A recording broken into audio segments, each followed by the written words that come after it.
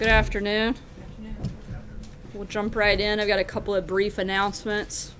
Today at 5:45 p.m., the White House will hold a background briefing for reporters regarding the administration's Iran strategy.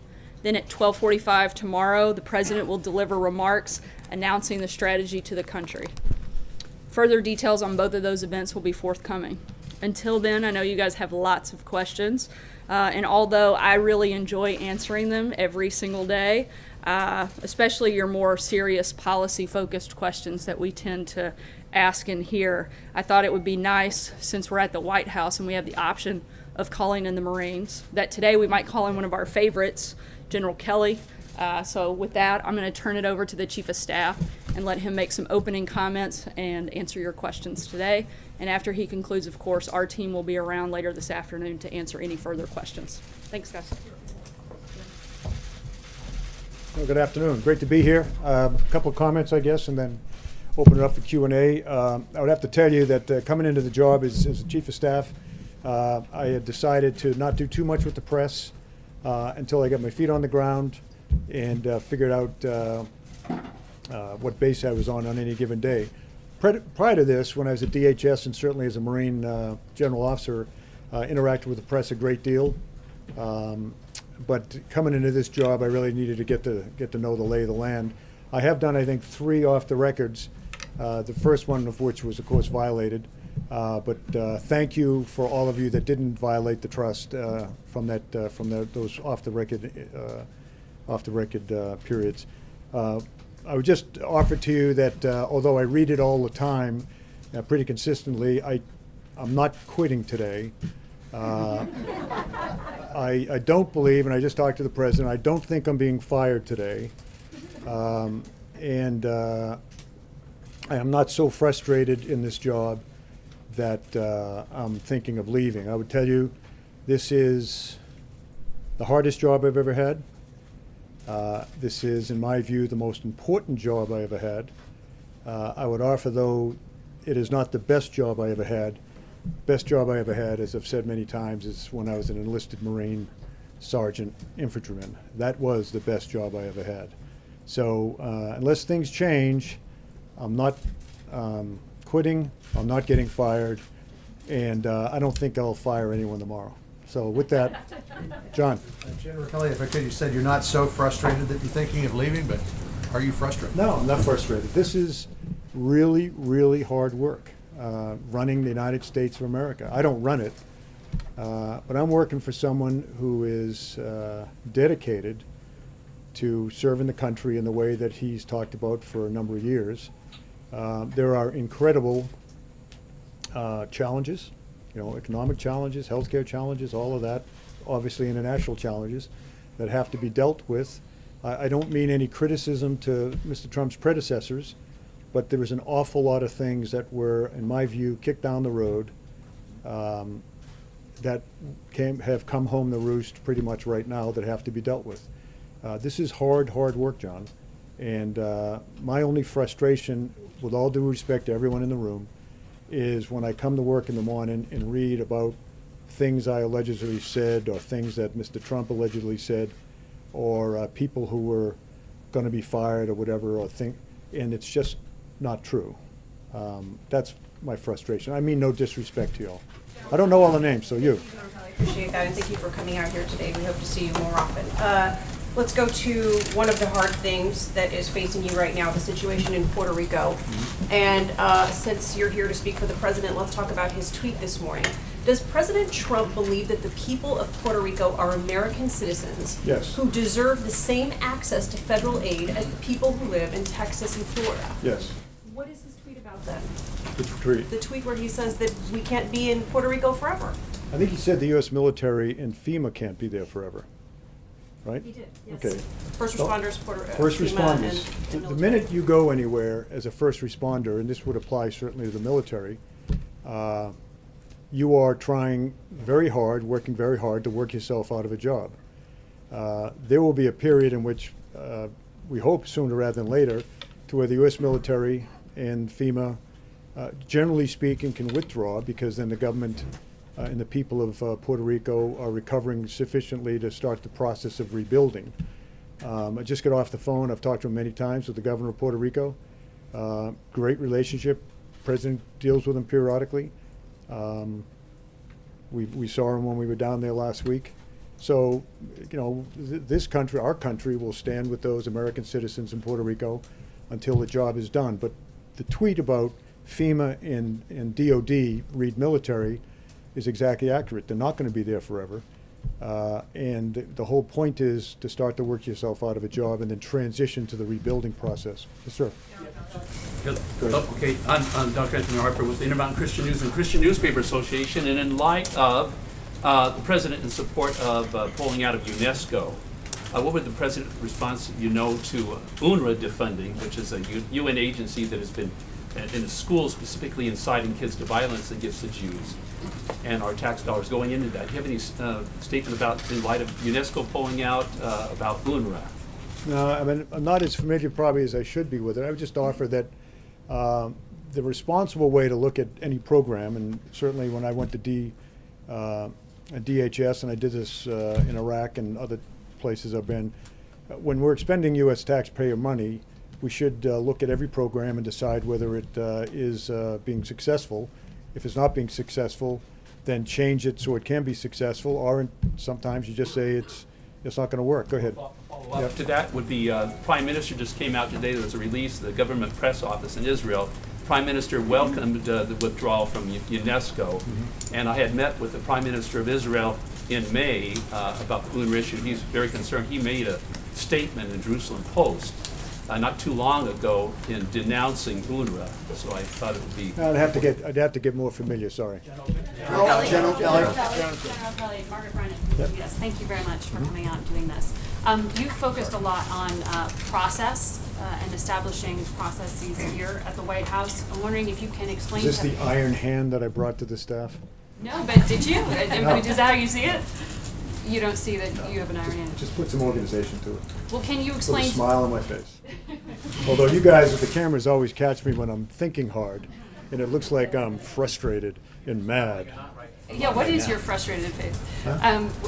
But back to the question. Can you explain what the process was with this Pakistan raid, what the president's involvement was, how you sort of, Pakistan raid? the Pakistan raid to release these Americans who, Caitlin Coleman and her family? Oh, no, The level. Okay, good, yeah.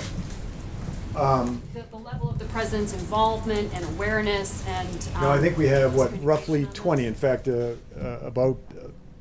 with 4 of them, the 3 children, of course, being U.S. citizens and the mother, we've now reduced, and I'm not making a joke here, but we've now reduced the number of hostages by almost a third. But that's not to take away from all of unfortunate people that are still being held hostage. I'll use the term partners in Pakistan. We've been watching for the family. What can I say? I'm not making up a lie here. I'm just staying within the classification. Let me just say the Pakistanis, they're great partners in this regard that they are, and I think there's been a change. Hopefully there'll be a change in the cooperative relationship between the United States and Pakistan. But the good news is the Pakistani officials got custody of the American citizens, 4 American citizens, 3 children, 1 adult female, and then of course the husband is a Canadian citizen. Took them into custody, held them held them. We had arrangements to transport them back to the United States or to Canada, any way they wanted to go, medical treatment along the way. A lot of this, of course, would be psychological treatment. They've been essentially living in a hole for 5 years. I mean, that's the kind of people we're dealing with over there. Luckily, and thank God that the Pakistani officials have took them into custody, so to speak, from the forces of evil in that part of the world. And they're being cared for now as we speak. Can you speak though about the president's role in that? As a flag rank officer, gentleman with knowledge of world affairs, certainly you know the quote from Prime Minister Macmillan, events, events, events. What are the events that keep you, let's say, concerned, awake at night, in terms of global affairs? Well, I mean, they're the big ones, actually. We get a nuclear threat from North Korea, a possible nuclear threat in time by the Iranians. Probably the biggest threat, the biggest concern, and it's not an immediate concern, if this continues in North Korea, if eventually other countries, I'll let it go at that,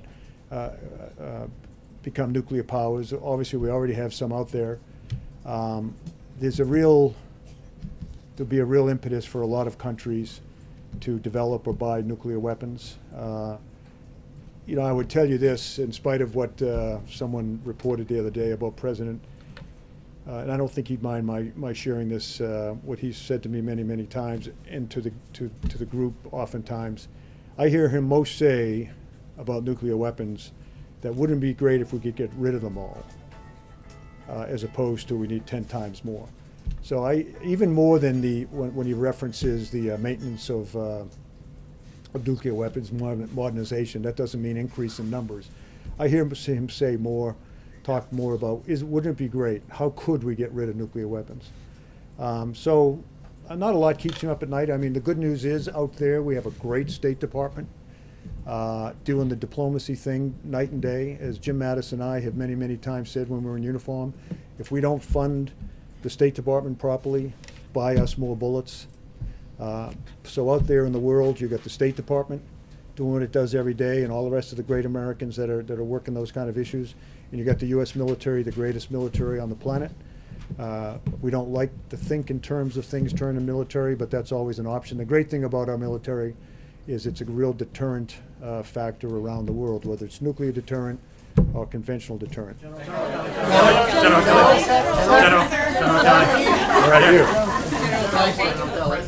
Just to get back to a thing that happened a couple of days ago. The President tweeted, the problem with agreeing to a policy on immigration is that the Democrats don't want secure borders. They don't care about safety for USA. Do you think that's a fair characterization? How I would put it is that there's an element within, first of all, let me step back and say, I believe that honest men and women can disagree on anything politically or otherwise. The one thing I draw a little bit of a line to is on the security of the nation. There are certainly people in our country that have the opinion that that open borders or near open borders are fine. People should be able to come and go. There are others, myself included. You can bet the president. But I think the majority of Americans feel as though security on the borders is important. Now, how you achieve that is a different story. I believe I have great relationships with the Mexicans.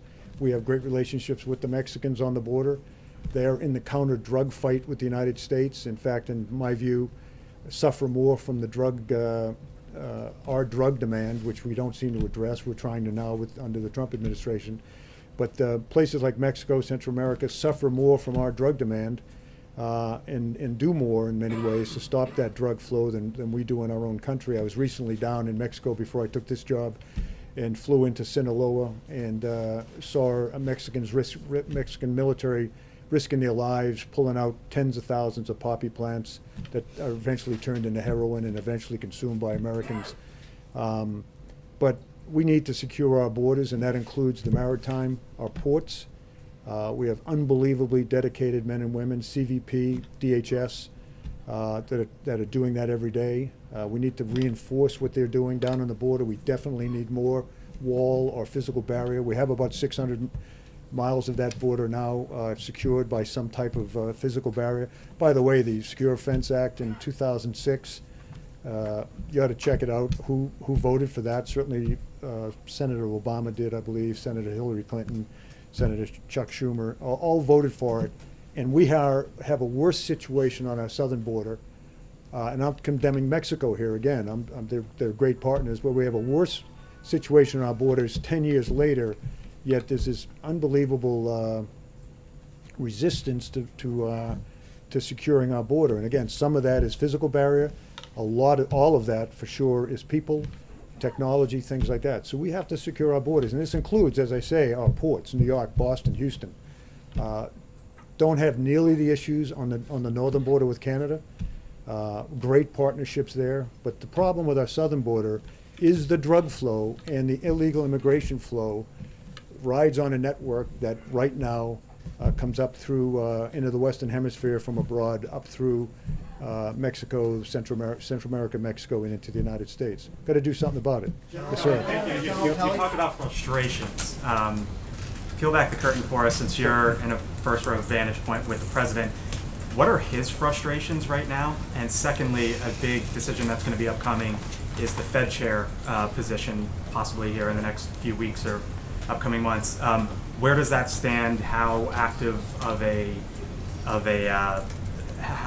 is the administration engaging that at this moment? One of his frustrations is you, all of you, not all of you, but many of you. As I say, when I first started talking, again, I'm a reasonable guy, but when I read in the morning, I read I won't tell you what I read, but and watch TV in the morning, it is astounding to me how much is misreported. I will give you the benefit of the doubt that you are operating off of contacts, leaks, whatever you call them. But I would just offer to you the advice. I'd say, maybe develop some better sources. Some person that works way down inside an office or just develop some better sources. The Congress has been frustrating to him. Of course, our government is designed to be slow, and it is. His sense, I think, as a man who is outside of the Washington arena, a businessman, much more of a man of action. I would say his great frustration is the process that he now finds himself, because in his view, the solutions are obvious. Whether it's tax cuts and tax reform, health care, infrastructure programs, strengthening our military.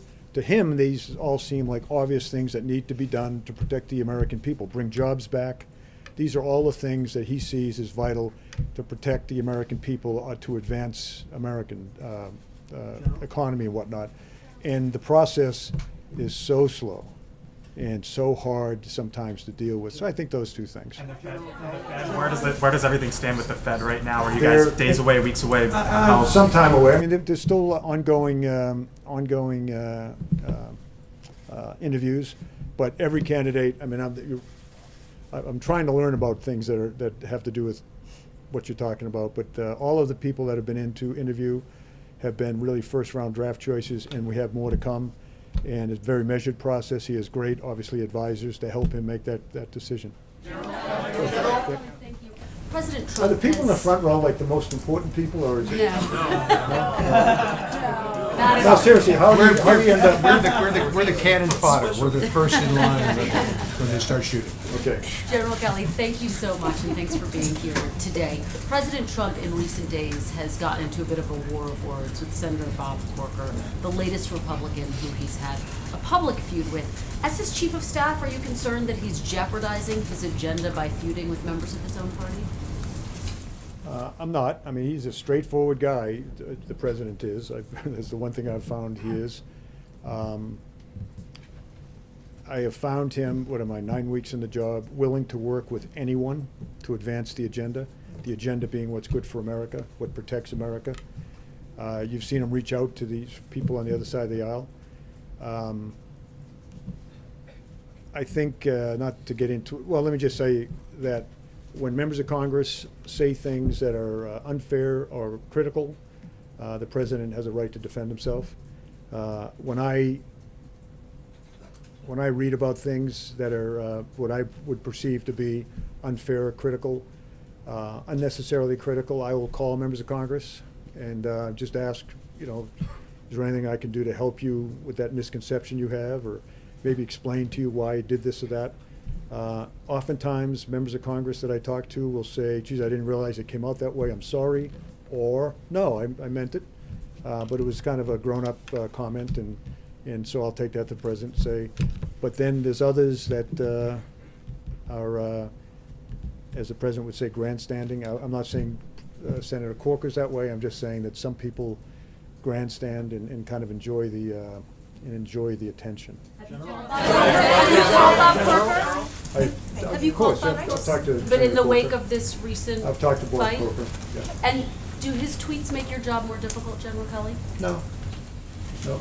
I mean, the job of the chief of staff is to staff the president, give him the best advice, or go get the best advice I can give him, help him consume advice, help him work through the decision-making process in an informed way.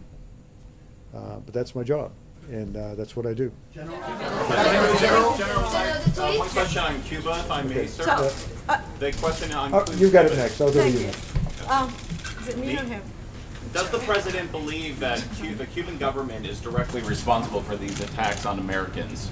And does the president plan on closing the U.S. embassy in Cuba? And is the president aware of the visa crisis for All Cuban right, what's the families? rule? How many questions can you ask? We believe that the Cuban government could stop the attacks on our diplomats. Now you. We're waiting for the president to make a decision tomorrow about the Iran nuclear deal. Can you talk broadly about the strategy to counter Iran nefarious activities in the region? And will you list the Revolutionary Guard as a terrorist organization, as some member of the Congress has suggested? I think I know that we have great partners in the Persian Gulf region, the Arabian Gulf. Clearly, we have a war that we're seeing every day being won in Iraq against ISIS. I mean, in the last 9 months, I never thought I'd ever feel sorry for them, but they're getting crushed every day. The caliphate's gone. We see them trying to escape from Iraq and get into Europe and places like that, which should cause Europeans much concern. But back on your question about Iran, the partners in the region we're very close with, great relationships with. We're out there. We have footprints on the ground, naval and air forces there, to just demonstrate our resolve, our friendship, and to try to deter anything that any country out there may do. So that's the approach we're taking to Iran right now. Clearly, the president has he's deep in thought, to say the least, about way ahead in Iran. And once again, he's not the only one that thinks that maybe the deal that was struck under the previous administration is a deal that, in the long term, even in the medium and long term, will protect America. Go ahead. Thank you, General. Go. I wanted to ask you about the effort to repeal and replace Obamacare. As we saw just a few moments ago, the president signed an executive order that he says will bring more choices for Americans, will lower premiums for Americans as well. It's October the 12th. He's been in office since January the 20th. Is there any particular reason why he didn't sign this executive order his first week in office? What's taken him so long? And my other question, if I may, General, the other question is very important. Do you blame Senator McConnell, the leader of the Senate, for the failure to repeal and replace Obamacare? On the first question, and I came in late to all of this, but the idea was, and it is a great question, all of what was in that executive order today, there was a sense that had the big bill passed, all of that would have been taken care of. So since the big bill didn't pass, and we probably won't have a health care bill until, say, the spring, this was a way to take care of as many Americans as he could legally with an executive order. As far as the second question goes, the Congress is an extremely complicated. It's designed to be an extremely complicated, slow-moving part of our government. I have nothing but respect for members of Congress and the staffs that work so hard for them.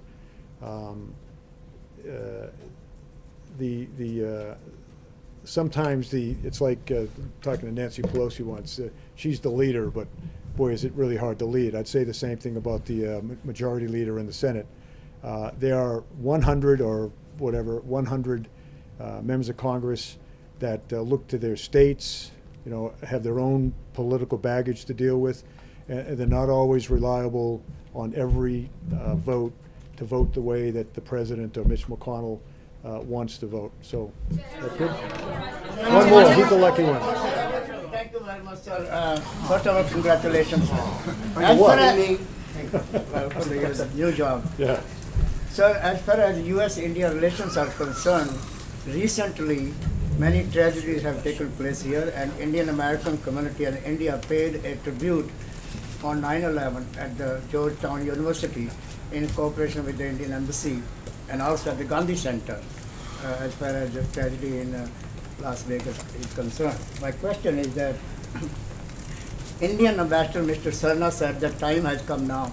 U.S.-India should stand together against all these terrorism. And same thing, Prime Minister Modi, when he was here at the White House, he told President Trump that India is with the U.S. anytime, anywhere, as far as fighting against terrorism. So where do we stand, sir, today as far as U.S.-India relations are concerned? By the way, as I listened there, that face I had on was my listening intently face. The United States of America will stand with any country against terrorism. We stand with countries we're not so friendly with, and we stand with countries that we're extremely friendly with like India. This cancer of terrorism, as we crush it in the caliphate, as you all know, is moving in other directions, to include the West, into Western Europe.